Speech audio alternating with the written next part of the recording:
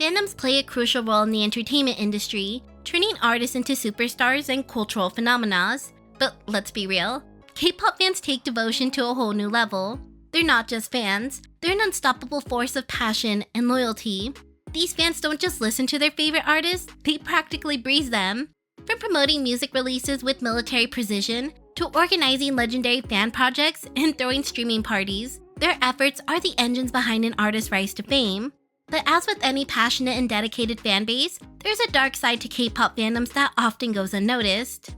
Hi everyone, and welcome back to Midnight Theories, and if you're new here, welcome to Midnight Theories. This week, we're peeling back the curtains on one of the darkest phenomena in K-pop, Black Oceans. We'll break down what they are, how they started, and whether this ominous trend is still haunting the scene. But before we spill all the juicy tea, let's take a moment to shout out today's sponsor, Kloot Box.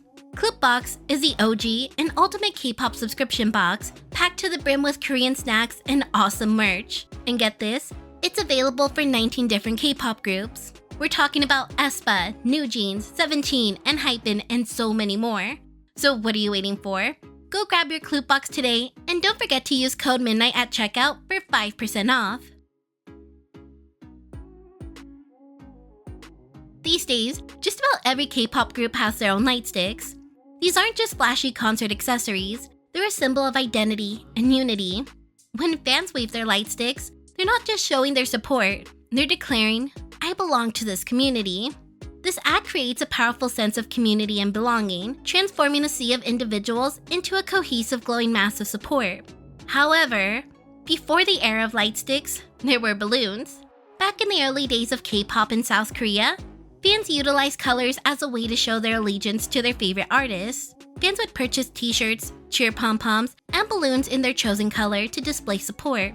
These colors were typically selected by the artist's fan club or the labels to promote the artist's popularity and boost fan participations at concerts and other events. This trend originated with HOT's fan club, who selected white balloons as the group's representative color, inspiring other fan clubs to follow suit and choose a variety of other colors. But here's the catch. There are only so many colors to go around, so you can only imagine when rival groups had to share colors. It sparked a full-on balloon war, and the battleground was often the Dream Concert.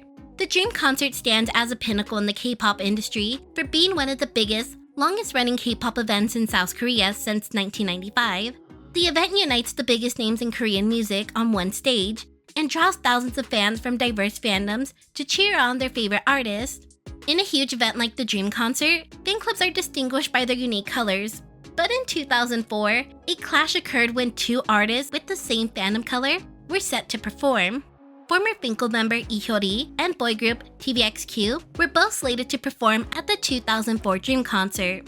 So while Finkel's fan club had traditionally associated themselves with the color red, TVXQ's fandom had adopted Pearl Red for their own after Finkel's hiatus. As you can imagine, this similarity in color stirred tension, prompting Finkel's fan club, Pinkies, to request Cassiopeia's, TVXQ's fan club, to change their color.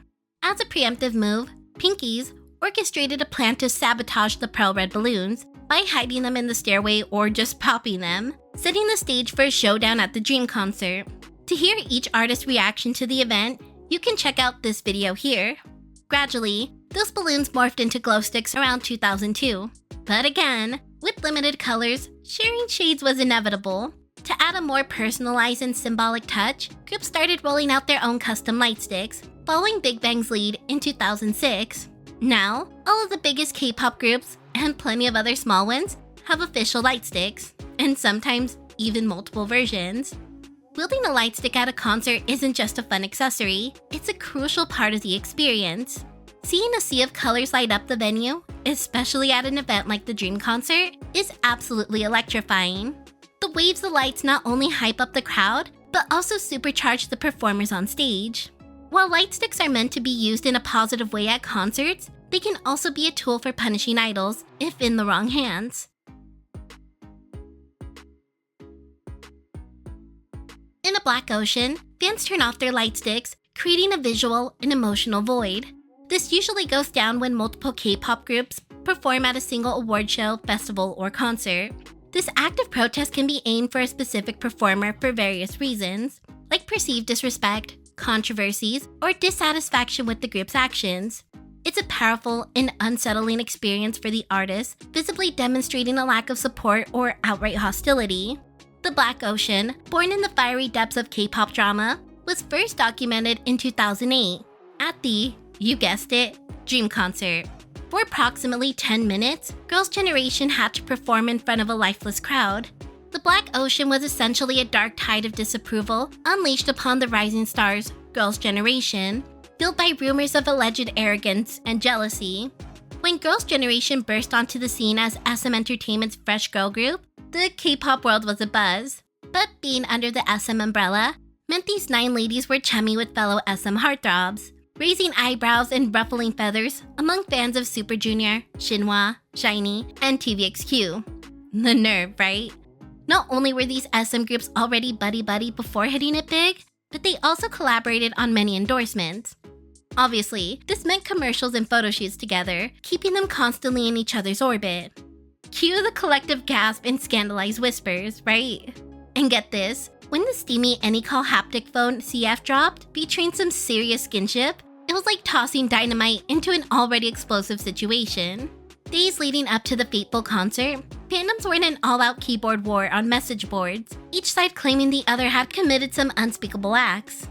As the online battles heated up, a list of so-called rude behaviors by Girls' Generation members, particularly targeting Tiffany and her friends, was compiled by the boy group stans. As the Dream Concert drew near, the online bullying hit an all-time high, and the petty squabbles took a turn for the scandalous. All the fandoms attending the concert that night, except for Soan's, Girls' Generation's fandom, had band together to take down the girl group.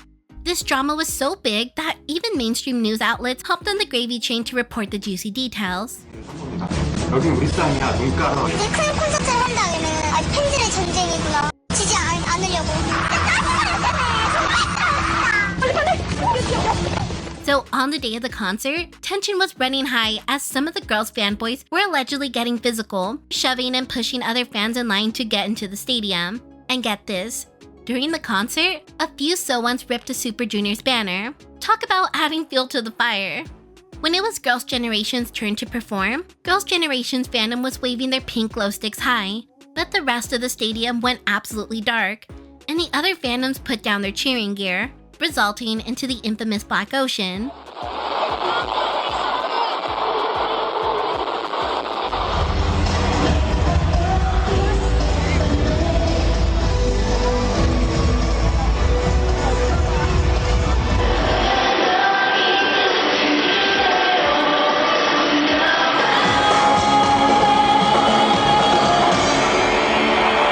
Anti-fans even chanted Wonder Girls during Girls' Generation's performance.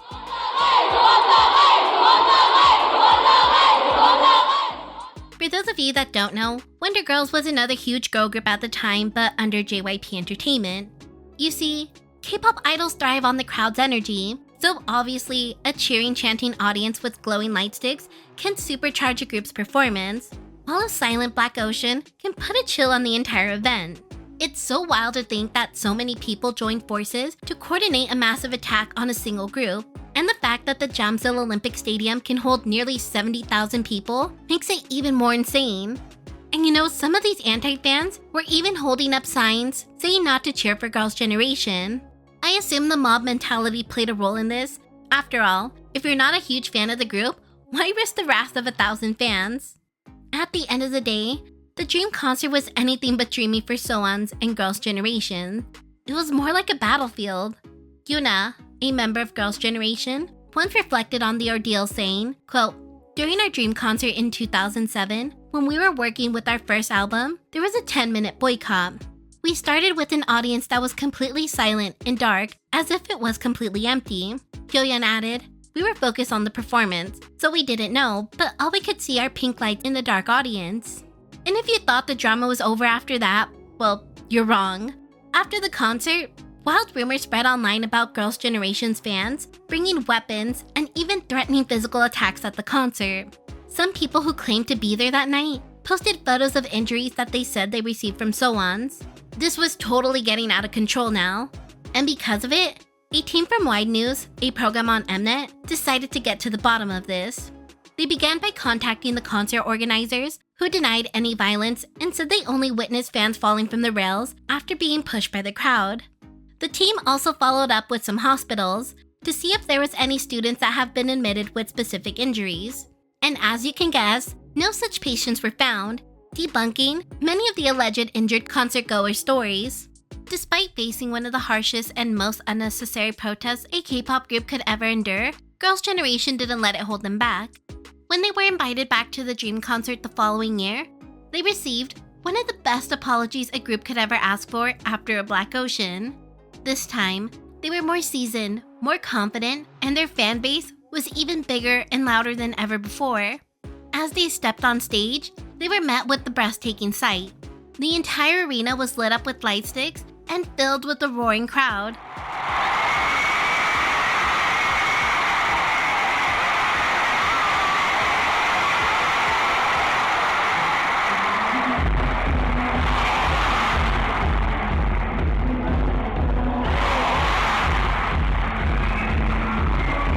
Year after year, the cheers only grew louder, with 2013 making their most legendary Dream concert performance.